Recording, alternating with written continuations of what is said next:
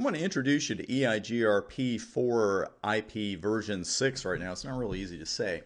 Hopefully it's easy to do because that's what we're about to do. We're just going to work with a point-to-point link here. I just want to get you used to where the commands are going. So many of the EIGRP functions, if not all of them, that you learned in the EIGRP section earlier in the course for IP version 4, they work exactly the same for version 6. So we're not going to go through every single one of them, but I will show you where they're located. We'll get an adjacency rolling, that kind of thing. And what we're going to do first is send a ping here, because what I've got is a direct link between routers 1 and 3. That's all we need here. And you can see the IP version 6 address that I've got on here. So let's go ahead. It's 1 on the other side on router 1, as you'd expect. So let me hit that.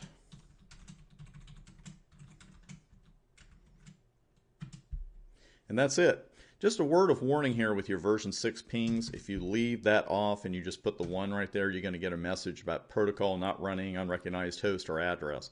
Just make sure you got your double colons there on the end in that situation. And just for fun,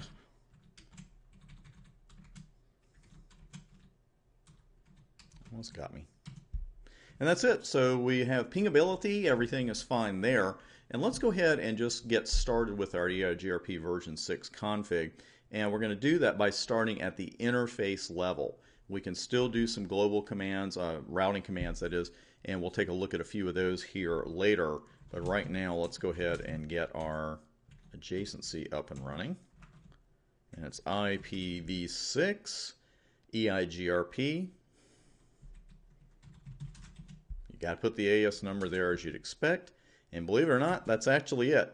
Oh, got a message already. IPv6 unicast routing not enabled. Well, not to be a smart aleck, but the solution to this would be to enable it. So how do we do that?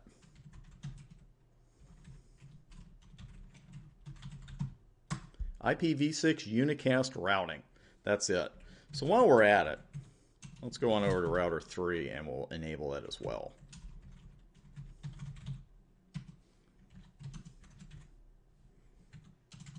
So we've seen one error message there already, but that's really straightforward. It's telling you IP version 6 unicast routing is not enabled. So again, the solution was to enable it. So let's try that interface level command again. I'll just do an up arrow here to repeat those. And we're up and running. I just want to make sure that should have been serial 0. Let me go back and fix that real quick. I'm sure you caught that. That would have been a good troubleshooting lab too, while I'm showing you all these other troubleshooting ones. Subliminally, I gave you another one. I put fast01 into that instead of serial 1. And you were sitting there thinking, what's he doing? What's he doing now? Let's just do a quick show config, make sure it's going with that right, and it's serial 01. Gosh, serial 01, IPv6 EIGRP 100.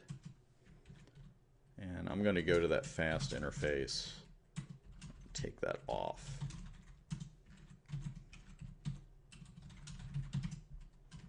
Now we're going to go over to router 3 and put it on serial 12.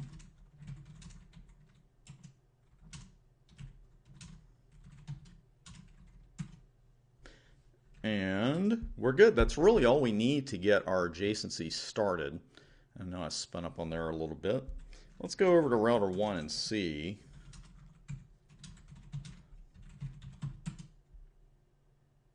EIGRP 100 is in shutdown. Shutdown! Shutdown! Actually, that was my reaction the first time. I was going all Jim Mora the first time I saw that. When you turn the ball over 5 times, I don't care, shut down. Obviously this will blow your mind a bit because you've never seen this before, or at least, honestly, I had not. And the deal here is, so of course, after I had my little 15-second Jim Mora fit, I thought, okay, something really odd is going on here because this is a really simple config. So I went out and did a little digging myself and quickly found a Cisco doc that showed me that with many iOS versions, that's the way I'm going to put it. With many versions, you actually have to open EIGRP. it's going to be in shutdown by default. Now, I've seen some people say it's all versions, and CCNA is not going to care. It's not going to get into version numbers with you. But this is a really good thing to know for the real world, even if it doesn't come up on the exam. Because I've seen some people say, well, earlier versions didn't have it, later versions do have shutdown, etc. I know that I've used EIGRP for IP version 6 where I did not have to do that, because I would have remembered that immediately. But another reason I wanted to share this with you is just to show you that you're always going to be bumping into something new. You have to be ready for it. You can't just say, well, I've never seen that before, I don't know what to do now. And you'd be surprised how many people will kind of have that reaction. Oh, I've never seen this before. Well, I just remained calm, went out on the net, looked up Cisco, looked up EIGRP 100 shutdown or something like that, EIGRP version 6 shutdown, and quickly found the information that I needed. Because what you're going to see here in the config is something pretty wild. You're actually going to see the word shutdown there before you do anything else, or before you actually configure anything under it. So that's pretty odd, but it's a darn good thing to know. So let's go ahead. IPv6 router, EIGRP 100, and do a no shut. Just one of those things you never think you'll have to do. Open a routing protocol.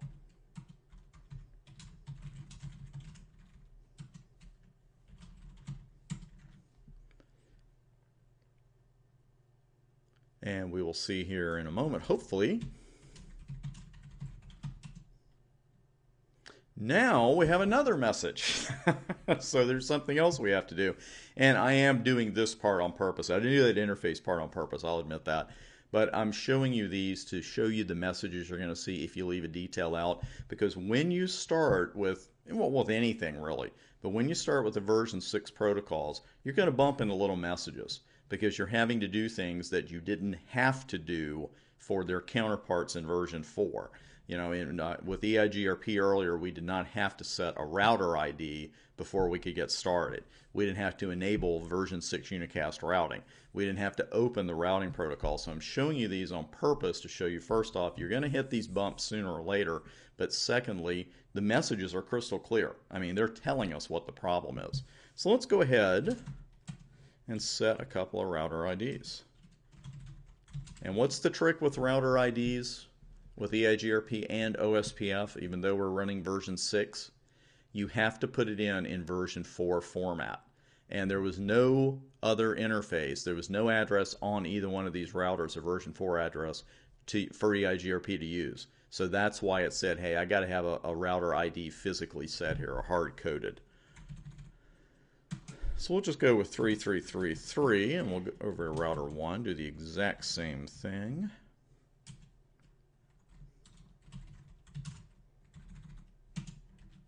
So what do you think? We got unicast routing up. Hey, I see something about a dual neighbor change. And see, the message, I know the timestamp is long here, so I'll move that over. But again, the concepts are the same. The messages are going to be the same a lot of the time. The only thing you're going to have that's different is that V6 in there.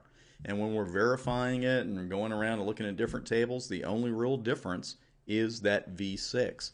So we got a message almost immediately that we have a dual neighbor change. We know what that 5 means now. And there's your message. Serial 1 is up, new adjacency formed. And now,